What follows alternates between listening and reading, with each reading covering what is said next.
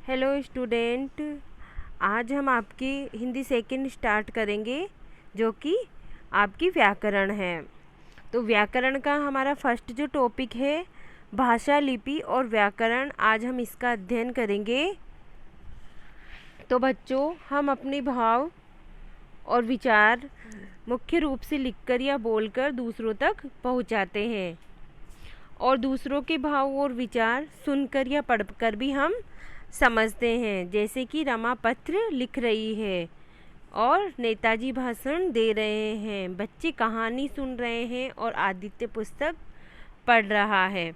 तो विचारों या भावों को व्यक्त करने का एक और भी ढंग होता है, वो है संकेत द्वारा।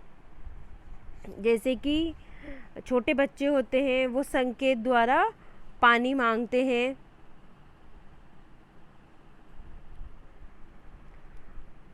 और सिपाही हाथ से यातायात रुकने का संकेत करता है, तो हम समझ जाते हैं कि हमें रुकना है। तो जब बच्चा पानी मांगता है तो माँ ये समझ जाती है कि उसको पानी पीना है।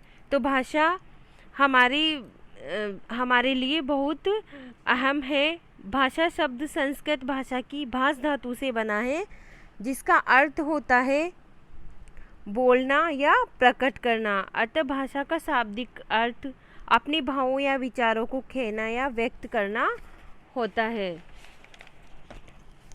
अब है हमारी भाषा। तो भाषा होती है भावों और विचारों के आदान प्रदान के समर्थ माध्यम को ही भाषा कहते हैं। जब हम अपने भाव और विचार दूसरों के सामने प्रकट करते हैं और दूसरों के भाव और विचार हम ग्रहण करते हैं, तो इसी को हम भाषा कहते हैं। भाषा के मुख्य रूप से तीन भेद होते हैं। तो इसमें प्रथम होता है मौखिक भाषा, लिखित भाषा और सांकेतिक भाषा। तो बच्चों, सबसे प्रथम हमारे आती है मौखिक भाषा। मौखिक भाषा वह होती है जिसमें हम अपने भावों और विचारों को दूसरे के सामने बोलकर प्रकट करते हैं। यही क्या होती है? मौखिक भाषा होती है। और यह भाषा मौलिक या प्रारंभिक भाषा होती है। बच्चा लिखने से पहले ही अपनी मातृभाषा का प्रारंभिक रूप सीख जाता है, वह बोलने और समझने लगता है। तो लिखना कब सीखता है? वो बाद में सीखता है। और पहले बच्चा क्या सीखता है? बोलना और समझना सीखता है। तो हमारे दैनिक जीवन में अधिकांश कार्य इसी भाषा का होता है। कौन सी भाषा का होता है? हमारे जीवन में अधिकांश कार्य मौखिक भाषा का होता है। जैसे कि हम कहानी सुनते हैं, कोई हमें कुछ कहता है वो सुनते हैं, तो सब किस में आते हैं? मौखिक भाषा के अंदर ही आते हैं।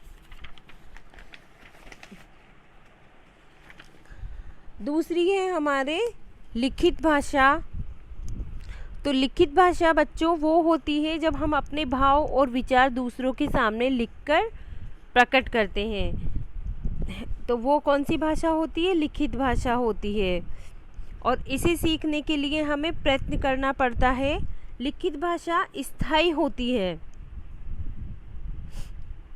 जैसे कि पत्र लिखना या निबंध लिखना, ये सब किस में आते हैं? लिखित भाषा में आते हैं। या अपनी बात जब कोई बोल नहीं सकता, जैसे कि कोई गूंगा है, वो बोल नहीं सकता, तो वो अपनी भाषा को वो किस तरीके से अपने भाव और विचारों को प्रकट करेगा? हमारे सामने लिखकर। वो हमें लिखकर समझाएगा कि उसको क्या चाहिए या उसको क्या ज़रूरत है। नेक्स्ट है हमारे सांकेतिक भाषा। भाषा का वह रूप जिसमें हम अपने भाव और विचारों को केवल संकेतों से समझते हैं या प्रकट करते हैं, उसे सांकेतिक भाषा कहते हैं। इस भाषा का प्रयोग प्राय मुख, बधिर तथा युद्ध स्थलों में किया जाता है। तो मुख होता है जो बोल नहीं सकता, वो किस प्रकार हमें समझा सकता है? संकेत द्वारा भी हमें वो समझा सकता है। आगे आपके आती है हमारी लिपि। तो लिपि होती है भाषा को लिखने के लिए बनाए गए संकेत चिन्हों की व्यवस्था को लिपि कहते हैं।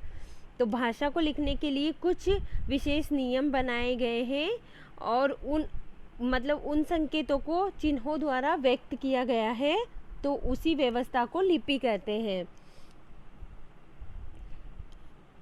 व्याकरण है भाषा के शुद्ध रूप और सही प्रयोग का ज्ञान कराने वाले शास्त्र को व्याकरण कहते हैं। जब हम हमारी भाषा को शुद्ध रूप से लिखते हैं और समझते हैं, प्रत्येक भाषा के अपने कुछ नियम होते हैं, इन नियमों का ज्ञान हमें व्याकरण से प्राप्त होता है। भाषा की शुद्धता बनाए रखना ही व्याकरण का कार्य है। तो भाषा के शुद्ध रूप और सही प्रयोग का ज्ञान कराने वाले शास्त्र को हम क्या कहते हैं? व्याकरण कहते हैं। आगे है हमारे राष्ट्रभाषा। तो हमारी जो राष्ट्रभाषा है वो हिंदी है और हमारी जो राजभाषा है वो भी हिंदी है, इसी ही हमारी राष्ट्रभाषा कहते हैं। और हमारी जो हिंदी भाषा है उसकी लिपि कौन सी है? देवनागरी लिपि है। आगे आपके प्रश्न दिए हैं मैंने कुछ, तो इन प्रश्नों को आपको करना है। पहला प्रश्न है, भाषा किसे कहते हैं? भाषा किसे कहते हैं ये मैंने आपको समझा दिया था अभी। तो भाषा किसे कहते हैं ये आपको करना है। नेक्स्ट क्वेश्चन है आपके, भाषा के कितने भेद होते हैं? ये भी मैंने आपको बता दिया। और उन भाषा के जितने भेद होते हैं उनके नाम भी साथ में आपको लिखना है। और हमारी हिंदी भाषा की लिपि का क्या नाम है वो भी आपको लिखना है। नेक्स्ट क्वेश्चन है, लिखित भाषा किसे कहते हैं? तो ये इसका आंसर भी आपको लिखना है। हिंदी सेकंड की आपको नोटबुक बनानी है अलग से, उसके अंदर आपको इन प्रश्नों के उत्तर लिखने हैं। Thank you. Bye student.